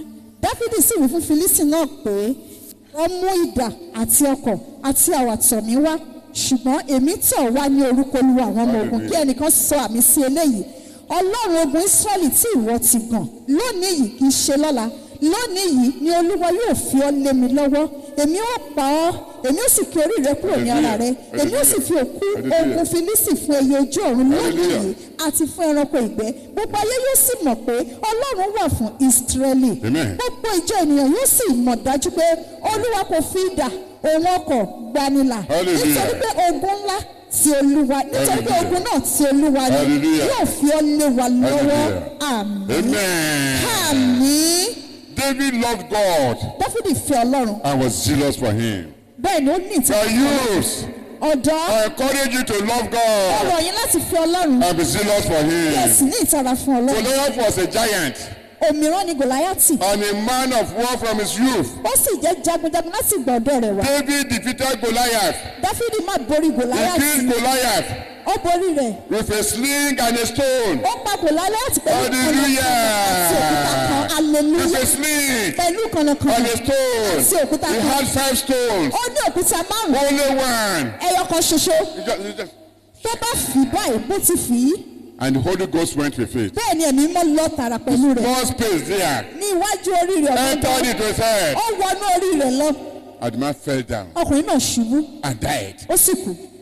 He had died before David took his sword to look. Let's read it. Ẹ jẹ́ ká Verse wò ó. 50. Ó ti Verse kú kó 50. tó di pé ẹsẹ̀ Verse àádọ́ta. 50. Ẹsẹ̀ àádọ́ta. So David prevailed over the Philistine with a sling and a stone and struck the Philistines and killed him. You see? But there was no sword in the hand of David. He killed him with a sling and a stone. Bẹ́ẹ̀ ni Dáfídì sì fi kànnàkànnà òun òkúta ṣẹ́gun Fílístì náà. Ó sì borí Fílístì náà. Òun sì pa á. Ṣùgbọ́n idà kò sí lọ́wọ́ rẹ̀. David as a youth. Dáfídì bí ọ̀dọ́. Saul, Sọ́ọ̀lù the king, ọba. killed his 1,000. Ó pa ẹgbẹ̀rún kan rẹ̀. And David, Dáfídì the youth, ọ̀dọ́. killed his 10,000. Ó sì pa Let ẹgbẹ̀rún all the mẹ́wàá. youths everywhere that you are stand up and say, Amen. Wherever you are hearing me, all the youth, take a rising up and say, Amen. Kẹ̀ní àmì. Hear me again. Ẹ tún gbọ́ mi. So the king killed his 1,000. Sọ́ọ̀lù ọba ó pa ẹgbẹ̀rún kan rẹ̀. But David the youth Ṣùgbọ́n Dáfídì ọ̀dọ́ killed his 10,000. ó pa ẹgbẹ̀rún Shout kan rẹ̀. hallelujah. Hallelujah. Can I hear you? Kí n gbọ́ From yín o. everywhere that you are. Ibi tí ẹ bá wà. Shout hallelujah. Hallelujah. Oh my you shout hallelujah. Bẹ́ẹ̀kì Say hallelujah. yes. Hallelujah. Say yes. Say I am going in this my strength. Mo ń lọ nínú agbára I'm mi. going in this my strength. Mo ń lọ nínú I'm agbára going mi in this my yìí. strength. Nínú agbára mi yìí. I'm going in this my Mo ń lọ strength. nínú agbára mi yìí. Hallelujah. Amen. You may be seated. Ẹ lè jókòó. And you know what that happened? Ǹjẹ́ mo tó ṣẹlẹ̀? It is the woman that sang like that, oh, Àwọn obìnrin ló kọ eléyìí o. that Saul killed his 1,000 Pé Sọ́ọ̀lù pa ẹgbẹ̀rún kan rẹ̀. and David killed his 10,000. Bẹ́ẹ̀ ni Dáfídì sì They pa were not lying. ẹgbẹ̀rún. Wọ́n parọ́. But what was the result? Kí ni èsì rẹ̀? Then Saul was after David. Sọ́ọ̀lù bá ń lépa Dáfídì. He was pursuing David. Ó ń lépa Dáfídì. He resented David Ó bá tún gbé Dáfídì. and tried to kill him. Ó gbìyànjú láti pa á. But God spared the life of David. Ọlọ́run sì dá ẹ̀mí rẹ̀ sí. And David also Dáfídì bákan had the náà. opportunity Ó ní àǹfààní to pay Saul back in his own coins láti fi san padà fún Sọ́ọ̀lù But he gẹ́gẹ́ bí refused. ìṣẹ̀lẹ̀ ṣùgbọ́n ó kọ̀. because he feared God. Torí pé ó bẹ̀rù Ọlọ́run. Obedience. Ìgbọràn. Oh, David refused because he feared God. Dáfídì kọ̀ nítorí pé ó bẹ̀rù Ọlọ́run. He said, I will not touch the Lord's Ó anointed. ní èmi ò ní fọwọ́ kẹ́ni ìfàmì òróró yàn Ọlọ́run. Glory be to God. Ògo fún Ọlọ́run. Hallelujah. Hallelujah. Number 5, Ìkarùn-ún. Mary, Màríà the virgin, wúndíá was a youth. ọ̀dọ́ ni. Angel Gabriel Áńgẹ́lì Gabriel was sent by God ni Ọlọ́run rán to a virgin sí wúndíá whose name was Mary. tí orúkọ rẹ̀ ń jẹ́ Màríà. The angelic greetings, the angelic greeting Ìkíni áńgẹ́lì to Mary. sí Màríà. He said, rejoice, Ó ní iyọ̀ highly favored one. ẹni tí a ti fojú rere sí. The Lord is with you. Olúwa bẹ pẹ̀lú rẹ̀. Blessed are you Alábùkún fún ni ìwọ among women. láàrin àwọn obìnrin. I said, what manner of greeting was this? Irú ìkíni wo wá lélẹ̀? That led to the annunciation of the birth of annunciation of Jesus Christ. Eléyìí ló wá yọrí sí ìkéde bíi Kristi Jésù. Luke chapter 1, Ìwé Lúùkù orí kìíní verse 30. ẹsẹ̀ ọgbọ̀n. Luke chapter 1, verse 30. Ìwé Lúùkù orí kìíní ẹsẹ̀ ọgbọ̀n. Do not be afraid, Mary, for you have found favor with God. Can somebody say amen to that? Àmín. Can all the female youth say amen to that? Àmín. Áńgẹ́lì náà Put sì your name there. Do not be afraid, whatever is your name, for you have found favor with God. All the female youth say, put your name there, say amen for kí yourself. gbogbo àwọn ọ̀dọ́bìnrin fi orúkọ wọn síbẹ̀ kó sì sọ àmì síbẹ̀ fún ara wọn. Áńgẹ́lì náà sì wí fún un pé má bẹ̀rù Màríà nítorí ìwọ ti rí ojú rere lọ́dọ̀ Ọlọ́run, kí gbogbo ọ̀dọ́bìnrin kan fi orúkọ wọn síbẹ̀ kó sì pe àmì. The next verse. You will conceive in your womb and bring forth a son, and shall call his name Jesus. Sáà sì kíyèsí ìwọ ó lóyún nínú rẹ, ìwọ sì fi ọmọkùnrin kan, ìwọ sì bí ọmọkùnrin kan, ìwọ sì pe orúkọ rẹ̀ ní Jésù. Still marveling to Mary. Ó sì jẹ́ ìyàlẹ́nu sí Màríà. How? Báwo? Yes, I know I'm espoused to a man. Mo mọ̀ pé mo ti ní ọkọ àfẹ́sọ́nà. But the rule is that we don't meet until after marriage. Ṣùgbọ́n òfin náà ni pé a ò gbọ́dọ̀ rí ara wa. So how can this be? Báwo ló ṣe wá ṣe é ṣe? Since I do not know a man. Nígbà tí jẹ́ pé n ò mọ ọkùnrin kankan. Then verse 35. Ẹsẹ̀ karùndínlógójì. The angel replied, the Holy Spirit will come upon you, and the power of the highest will overshadow you. Therefore, also, that Holy One who is to be born will be called the Son of God. Amen. Àmì áńgẹ́lì náà sì dáhùn ó sì wí fún un pé ẹ̀mí mímọ́ yóò tọ̀ wá àti agbára ọ̀gá ògo yóò ṣíji bù ọ́, nítorí náà ohun mímọ́ tí a ó ti inú rẹ̀ bí ọmọ Ọlọ́run ni a ó máa pè é. Amen. Àmì. Mary, as a youth, Maria bí ọ̀dọ́. she kept her virginity. Ó pa ìwà wúndíá rẹ̀ mọ́. People are still able to do that today. Àwọn èèyàn sì lè ṣe lé títí dòní. I encourage you to keep it. Mo wá ràn yín láti pa á mọ́. And if for one way or the other, Tó bá wá jẹ́ pé lọ́nà kan tàbí if òmíràn. you have ignorantly or foolishly spoiled it, Bóyá nípa torí òpè tàbí ìwà stop òṣèlú it. ẹ̀dẹ́kun Don't rẹ̀. try it again. Ẹ mọ́ gbìyànjú rẹ̀ mọ́. Ask the Lord to forgive you. Ẹ bèrè kí Olúwa dáríjì. And ask the Lord to keep it. Ẹ gbàdúrà kí Olúwa pa yín Keep it mọ́. until the D-Day. Títí di ọjọ́ náà gan. And the Lord will help you. Olúwa sì ràn yín lọ́wọ́.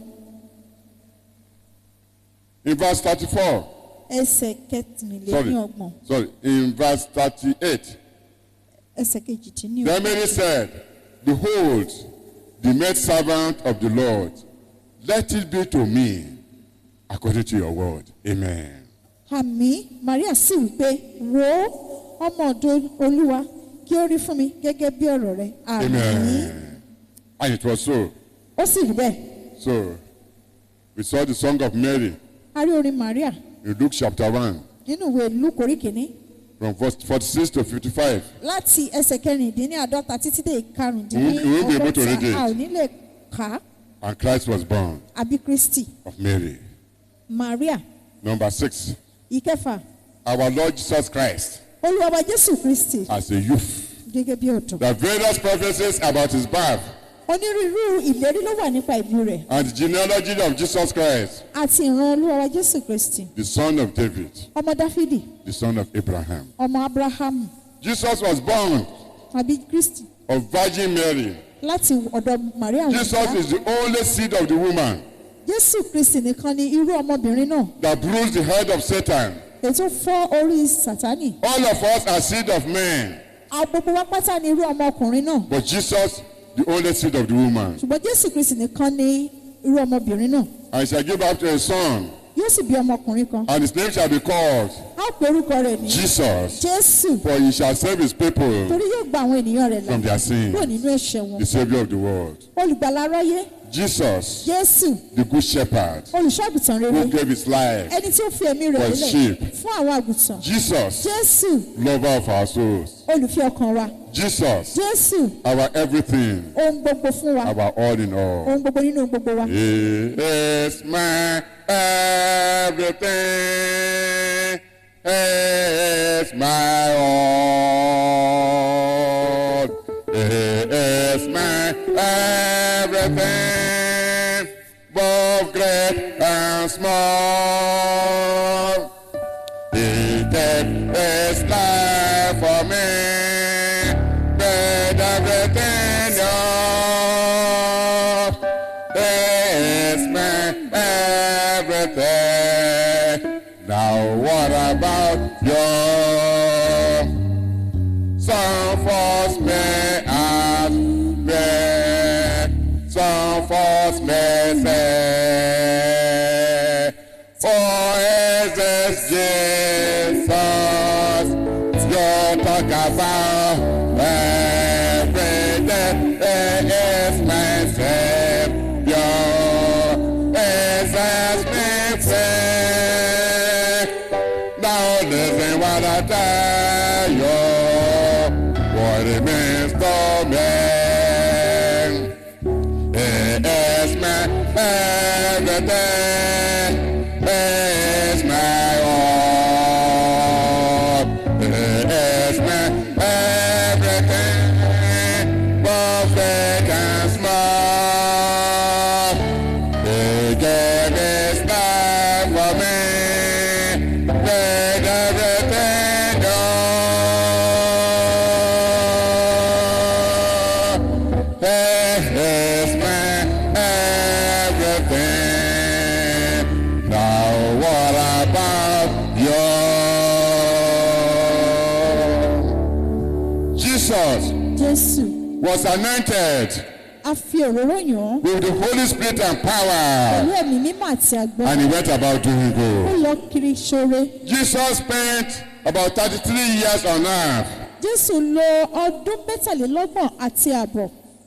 About 33 years on earth. Ó fẹ́ pé ọdún mẹ́tàlélọ́gbọ̀n àti ààbọ̀ lórí ilẹ̀ ayé. Nǹkan tí mo sọ kọ́ ló ń sọ yẹn. Listen to what I say. Jesus spent about 33 years on earth. Jésù lo ọdún mẹ́tàlélọ́gbọ̀n lórí ilẹ̀ ayé. Jesus was a youth. Ọ̀dọ́ ni Jésù ṣe. Jesus was perfect. Jésù pé He was complete in everything. ó pé nínú ohun gbogbo. That makes put him in a class higher than any other person. Òun ló gbé sí ìlékè tó ju gbogbo ti ènìyàn lọ. Jesus was faultless. Kò lábùkù, He was harmless. kò panilára, He was sinless. kò lẹ́ṣẹ̀. No error was found in Kò him. sí àṣìṣe kan tí a rí lọ́wọ́ rẹ̀. No mistake was found in Kò him. sí àṣìṣe kan tí a rí lọ́wọ́ rẹ̀. No wrongdoing was found in Kò sí him. ìwà búburú kan tí a rí lọ́wọ́ rẹ̀. Jesus died Jésù kú, and resurrected the third day. jíǹde ní ọjọ́ kẹta. Later he ascended to heaven, Lẹ́yìn eléyìí, ó gòkè rí ọ̀run. seated at the right hand of God, Jókòó ní ọwọ́ ọ̀tún Ọlọ́run, his Father. bàbá rẹ̀. There's no one like Jesus. Kò sí ẹni tó dàbí Jésù. Hallelujah. Hallelujah. We are going to close with hymn number 511. I want to be like Jesus. A ó parí pẹ̀lú orin kọkànlá lé ní ẹgbẹ̀ta. 511. 511. Orin kọkànlá lé ní ẹ̀ẹ́dẹ́gbẹ̀ta. Yeah. I want to be like Jesus. Mo fẹ́ I'm going dàbí to stand Jésù. up to sing it wherever you Mo fẹ́ are. láti kọ́ níbi tí a bá wà.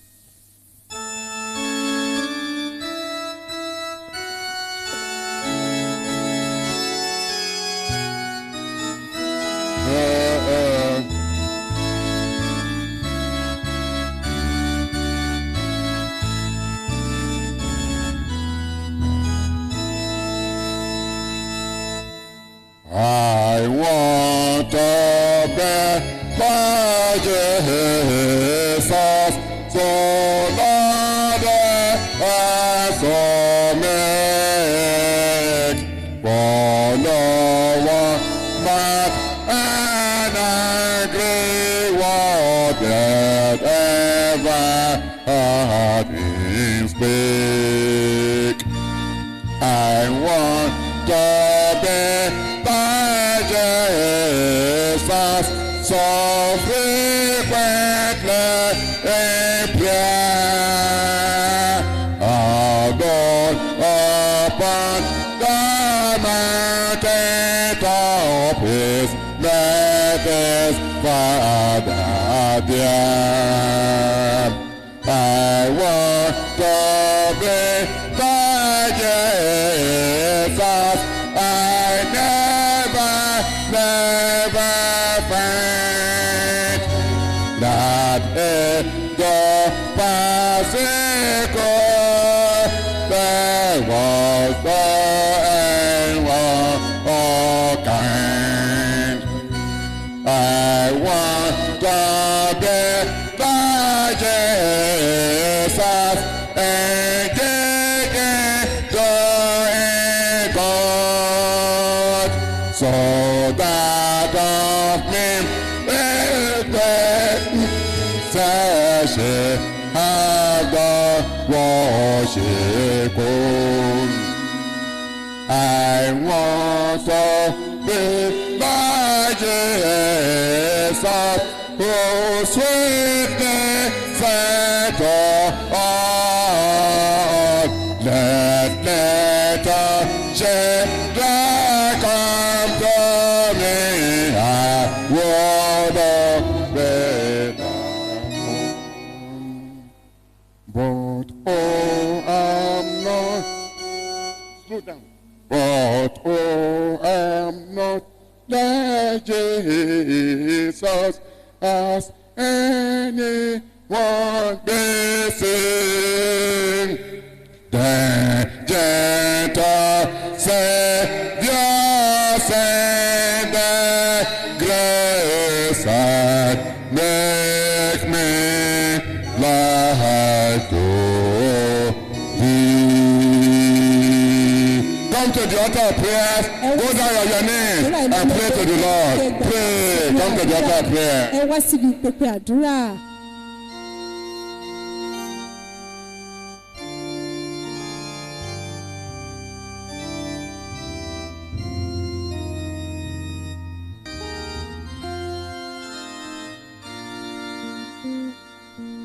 Our Father and our God, Bàbá wa àti Ọlọ́run wa. the Father of our Lord and Savior Bàbá Jesus Olúwa àti Christ, olùgbàlà wa Jésù Kristi. I pray for all the youths Mo gbàdúrà fún gbogbo àwọn ọ̀dọ́ of the New Life Good Church, tí ìjọ ìgbàyà tó ti ṣẹlẹ̀ wherever you are, níbikíbi tí ẹ bá wà all over the Lord, káàkiri gbogbo àgbáyé. that this message of today, Pé iṣẹ́ ìránṣẹ́ tí ò ní. that the Holy Spirit will help you Ẹ̀mí máa ń ràn yín lọ́wọ́ to put it in your hearts, láti fi sí ọkàn yín, to apply the teachings, láti mú àwọn ẹ̀kọ́ all the lò. examples that we are giving. Gbogbo àwọn àpẹẹrẹ tí a ti ṣe. They all succeeded in life Pé gbogbo wọn ṣàṣeyọrí láyé. and they succeeded in eternity. Wọ́n sì ṣàṣeyọrí títí I láyé pray láyé. for all of our youths Mo gbàdúrà fún gbogbo àwọn that ọ̀dọ́. these great lessons that have been taught to you, Pé ẹ̀kọ́ ńlá tí a kọ́ yín. that the Holy Spirit Bí ẹ̀mí mímọ́. will give you understanding of these lessons A fún yín ní òye ẹ̀kọ́ yìí. and will help you Á ràn yín lọ́wọ́ to apply them láti mú wọn lò in your individual lives nínú ayé oníkálukú. in the name of Jesus Ní Christ. orúkọ Jésù. I pray that the Holy Spirit Mo gbàdúrà pé ẹ̀mí will mímọ́. bring them to your memory Wọ́n mú wọn wá sí from ìrántí time yín to time ní ìgbàdégbà. and will lead you Wọ́n sì darí and will yín. guide you Wọ́n á tọ́ yín to choose what is right, láti yẹn lè tó and the tọ́. Lord will be with you. Olúwa sì wà pẹ̀lú yín. There are various ways Onírúurú ọ̀ràn of sin tí ẹ̀ṣẹ̀ that people are following tí àwọn ènìyàn to tẹ̀lé succeed in life, láti fi ṣàṣeyọrí láyé. but we should not do that one. Pé tẹ́yìn ò gbọ́dọ̀ ṣe. These examples are good examples for us, Àwọn wọ̀nyí jẹ́ àpẹẹrẹ tó dára fún and wa. if we follow their way, Tí a bá tẹ̀lé ọ̀nà there's wọn, no doubt kò sí we will iyèméjì. do those things that are pleasing unto A God, ṣe àwọn nǹkan tó wu Ọlọ́run. and we will surely achieve good success. Dájúdájú a ó ní àṣeyọrí I sí pray rere. for all of you Mo gbàdúrà fún gbogbo that yín. God will keep you, Ọlọ́run mi yóò pa yín He mọ́. will protect you, Wọ́n dáàbò bò He will yín. preserve you, Wọ́n pa yín He will be mọ́. merciful unto you, Wọ́n ṣàánú fún He will yín. give you wisdom, Wọ́n fún yín He will lọ́gbọ́n. give you knowledge, Wọ́n fún yín He nímọ̀. will give you understanding, Wọ́n fún yín ní He will òye. give you discretion, Wọ́n fún yín ní ọgbọ́n. and will lead you Wọ́n sì in darí the yín right way. ní ọ̀nà tí ó And I tọ́. pray for Mo you gbàdúrà that fún yín as you pé choose to follow the way of the bí Lord, ẹ ti yàn láti tẹ̀lé ọ̀nà Olúwa. the Lord will grant you breakthrough, Olúwa fún yín ní àlùyọ. and will grant you good success, Wọ́n fún yín ní àṣeyọrí sí and rere. will favor you Wọ́n fojú rere wò all yín the way, ní gbogbo ọ̀nà. and His name will be glorified in your Olúwa wá life. dá yín lógo In the fún name wa of ní Jesus orúkọ Christ, Jésù I Kristi. pray Mo for the gbàdúrà blessing of pé God the Father, ìbùkún Ọlọ́run the Bàbá blessings of God the Son, ti Ọlọ́run the Ọmọ blessing of God the Holy Spirit ìbùkún Ọlọ́run ẹ̀mí will mímọ́ rest upon you. á sinmi lé yín. Anything that is called blessing, Ohunkóhun tó bá jẹ́ ìbùkún any area of blessing, ní gbogbo ọ̀nà any ìbùkún area of goodness, ọ̀nà ire that God will shower them upon Ọlọ́run mi you. á rọ̀jò wọn lé yín He lórí. will make ways of good success for Wọ́n you, la ọ̀nà àṣeyọrí even where there are no ways. ibi tí ò ti sí With ọ̀nà. the good examples that you have had in the message, Àwọn àpẹẹrẹ tí a ti kọ́ láti ní as you ṣọ́ọ̀nù apply them in your ẹ life, bá ti mú wọn lò sí I pray ayé that it yìí. will be well with Mo you. gbàdúrà pé yóò dára fún I yín. pray for you, Mo gbàdúrà fún as the yín. Lord delays in His second coming, Bí Olúwa ti fà bíbọ̀ wọn sẹ́yìn. God will be marking this day next year. Nígbà tí àbá máa tún ṣe There ọdún will be ọdún tó great bọ̀. testimonies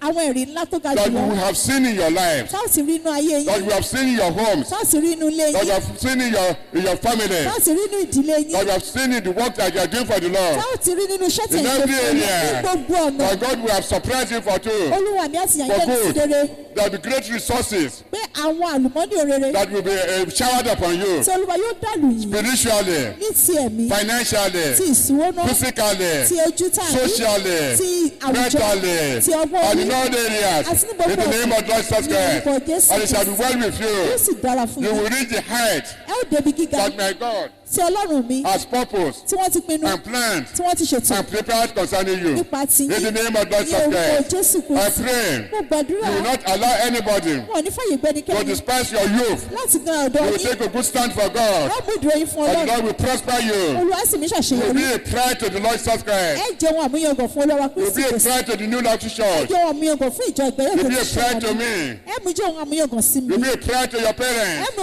jẹ́ wọn àmúyangàn And you fún will àwọn not be òbí yín proud, bẹ́ẹ̀ ni ẹ̀ ní gbéraga but you will glorify God. ẹ ó yin ọlọ́run lógo You will thank the Lord ẹ ó dúpẹ́ lọ́wọ́ that you ọlọ́run are what you are, pé ẹjọ́ ohun tí ẹ that the jẹ́ grace of the Lord, ipò orí ọ̀fẹ́ and ọlọ́run that the abundant grace upon you. àti pé orí ọ̀fẹ́ In the name lọ́pọ̀lọpọ̀ of yóò wà God lórí ayé Christ. ní orúkọ Jésù No power, kò sí agbára kan visible or invisible, tí a rí tí a ò rí will cut your life short. tí ó kí ẹ̀mí yín kúrú Nobody kò sí will ẹnikẹ́ni hinder your progress. tí yóò dí In ìtẹ̀síwájú the name of lọ́wọ́ Jesus Christ, lórúkọ Jésù you will surely achieve them. dájúdájú ẹ ó rí The power of God will rest upon you. ọpọlọ ọlọ́run yóò sinmi The lé name of the Lord will be glorified in your life. ọlọ́run ajá ìlógo The fún glory of the Lord will manifest. ògo ọlọ́run In the afẹ́ràn name of the Father, Orúkọ Baba. in the name of the Son, Orúkọ ti in the Ọmọ. name of the Holy Spirit. Orúkọ ti Ẹ̀mí Thank you, Father, for doing ẹ it. ṣe bàbá sí orúkọ We give God the Jésù. glory. Ariwo wo I ògo pray fún for yín. every one of us Gbàdúrà fún oníkálukú wa under this my administration. tí a wà lábẹ́ I iṣẹ́ bless the ìránṣẹ́ blessing of God the Father. gbàdúrà ìbùkún ọlọ́run bàbá I bless the blessing of God the Son. ìbùkún ọlọ́run ọmọ I bless the blessing of God the Holy Spirit.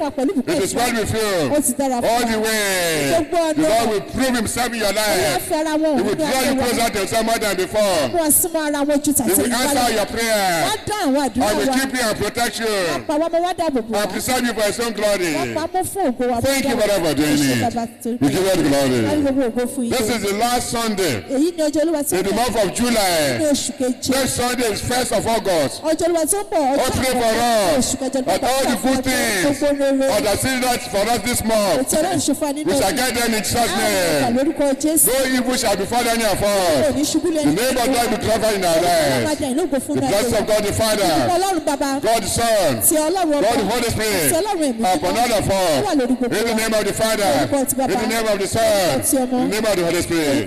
Thank you, Father, for doing it for us. We give God glory. a fi ògo fún yín In Jesus' mighty name, we are praying. àmín Praise the Lord.